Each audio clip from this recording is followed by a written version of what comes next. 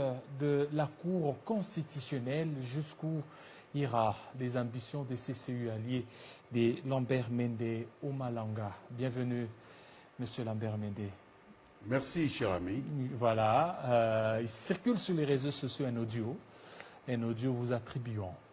Alors, est-ce que cet audio, c'est vous, Monsieur Lambert Mende? Affirmatif, je le confirme. Oui.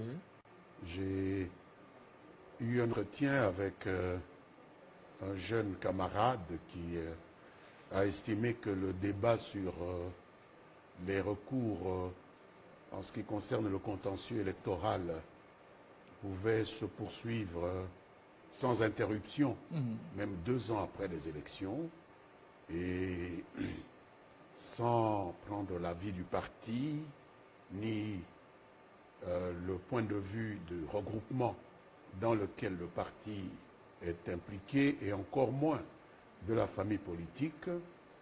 Ce jeune camarade avait engagé le parti dans une procédure à laquelle le parti n'était pas partie prenante, si je peux me permettre la tautologie.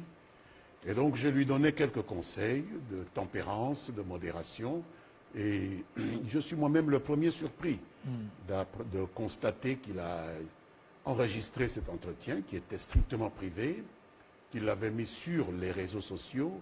C'était extrêmement indélicat. En tout cas, la CCU, mon parti, a géré ce geste comme attentatoire à la discipline interne de notre parti. Il a été entendu pendant toute la journée d'aujourd'hui, et la décision est tombée en commission de discipline du parti. Ce jeune camarade a été tout simplement radié de la Convention des Congolais Unis et Alliés. Voilà, il a été radié, mais on a entendu cet audio où vous étiez en train de parler de 5 magistrats pro-Kabila, et ce qui sous-entend que la Cour constitutionnelle serait politisée. Non, Fabien. Jean-David. Excusez-moi, Jean-David. Je citais notre jeune camarade. Oui. C'est dans l'argumentaire qu'il a introduit lorsqu'il a pris à partie ces 5 juges constitutionnels devant la Cour de cassation. Il a argumenté, croyant probablement emporter la conviction des juges de la cassation, ce qui était pour moi, qui connaît un peu le droit, un coup d'épée dans l'eau, puisque je ne vois pas comment on peut introduire une prise à partie contre des juges constitutionnels devant une juridiction qui n'est pas leur. À ma connaissance, les juges de la Cour constitutionnelle qui ont un statut spécial, lorsqu'on a maille à partir avec eux, c'est devant leur propre conseil de discipline que l'on s'adresse. Donc c'était déjà un coup d'épée dans l'eau, et non pas devant une juridiction de l'ordre judiciaire auquel ils n'appartiennent pas. La première chose. Et dans son argumentaire, il avait effectivement repris ces mots-là, et moi je lui demandais qu'est-ce que c'est que cette façon de faire. J'ai repris certains bouts de phrases qui se trouvaient dans l'argumentaire qui était le sien.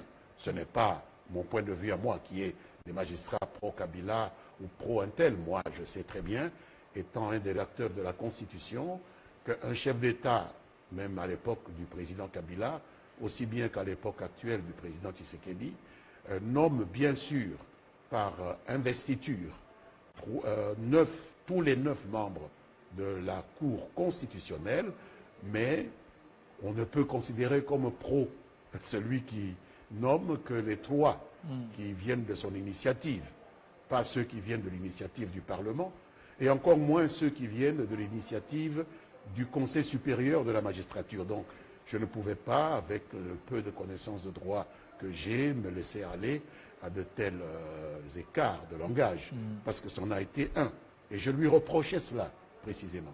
Donc, ce n'est pas. Est-ce que Lambert Mende est toujours au FCC? Parce que ces derniers temps, on remarque un Lambert Mende très modéré, mais ce n'est pas le Lambert Mende qu'on a connu lorsqu'il était le ministre de la Communication. Certains voient que vous avez franchi, vous êtes du côté des caches, où les caches vous fait des beaux yeux. Premièrement, le contenu de Cet entretien audio qui a été diffusé dans les réseaux sociaux vous a démontré le contraire, que je restais très bien dans mes bottes de membre du Front commun pour le Congo, dont je défends les idéaux et auquel je reste fidèle envers et contre tout. Deuxièmement, la décision qui a été prise cet après-midi contre ce camarade membre du parti qui avait en charge d'ailleurs la mobilisation au sein du bureau exécutif du parti est une preuve supplémentaire. Mais pour en revenir à la question que vous posez, je pense qu'en posant la question, vous avez la réponse vous-même. J'étais ministre porte-parole du gouvernement. Donc, j'étais en charge de porter la parole d'un exécutif. Pour l'instant, je ne suis que député. Pourquoi voulez-vous que je puisse, PCA président du conseil d'administration des lignes maritimes congolaises, présenté au président Félix Tshisekedi par l'ancien président Joseph Kabila, qui est le chef de ma famille politique. Donc il n'y a pas de rupture à ce niveau-là. Si j'ai été nommé, c'est sur présentation du FCC. Donc je ne peux pas, en tant que député, le rôle de porte-parole de je ne sais qui ou de je ne sais quoi. Donc je m'occupe de mes activités de législateur et pour l'instant de mes activités aussi de membre du conseil d'administration des lignes maritimes congolaises, qui ne sont pas des activités de venir assumer les positions d'une institution en prenant la parole au nom et pour le compte d'une institution. Vous combinez les deux entre PCA au niveau des LMC et aussi législateur. C'est exact, parce que les deux fonctions ne sont pas incompatibles. Parce qu'un président de conseil d'administration exerce un mandat qui n'est pas actif, contrairement à un directeur général ou à un directeur général adjoint. Donc un président du conseil d'administration exerce un mandat qui n'est pas actif et qui lui permet de rester au Parlement, chose que j'ai faite. Est-ce que le FCC commence à sentir que le contrôle de la Cour constitutionnelle est en train de lui échapper petit à petit, surtout avec les toutes dernières nominations du président Félix-Antoine Tshisekedi Tshilombo? Vous savez, le président de la République a le pouvoir d'investir les membres de la Cour constitutionnelle. Et je ne connais pas, moi, de disposition de notre code judiciaire qui autorise le FCC à désigner des membres au sein de la Cour constitutionnelle. Il n'y a que le président de la République qui en désigne 3. Aujourd'hui, il s'appelle Félix. Le Parlement qui en désigne 3. Et enfin, les conseils supérieurs de la magistrature qui en désignent 3. Donc je ne vois pas ce que le FCC vient faire là-dedans. Probablement qu'au niveau du Parlement, il y a des membres du FCC, mais il n'y a pas que les membres du FCC au sein du Parlement.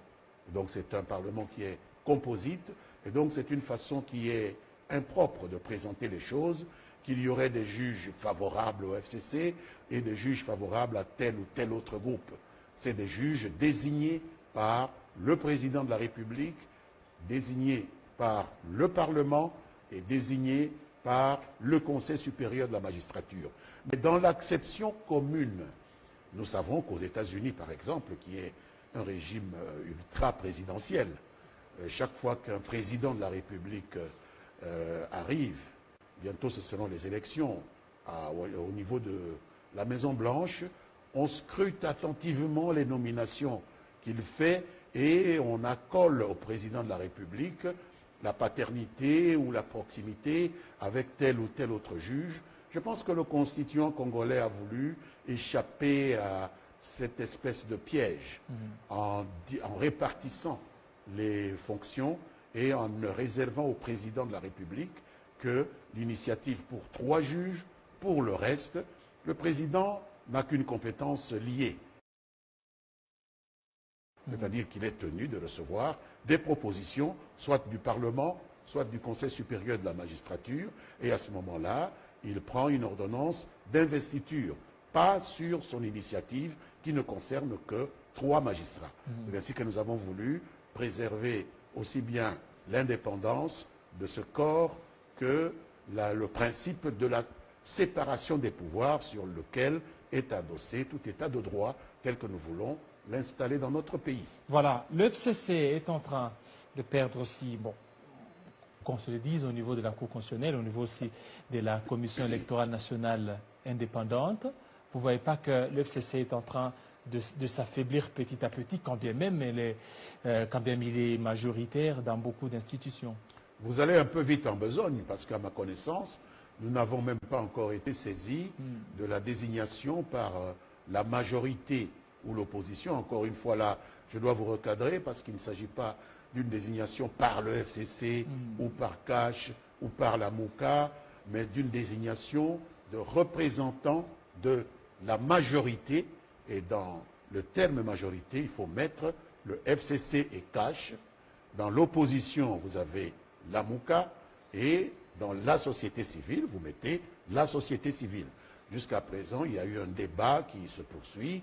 D'ailleurs, en ce qui concerne la désignation du président de cette instance, qui reviennent aux confessions religieuses. C'est la seule désignation qui a été portée à la connaissance du Parlement. Qui parlait, qui dit que non, c'est passé, c'est dépassé cette histoire. Mais écoutez, moi, de la Commission électorale. Je n'appartiens pas à la même composante que M. l'abbé Chollet. Il appartient aux confessions religieuses. Vous poserez la question à ceux qui participent aux réunions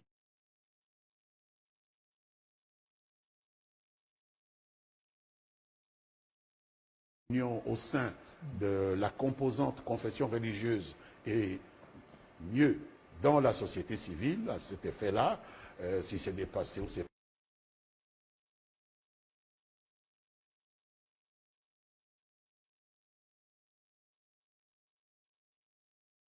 pas dépassé.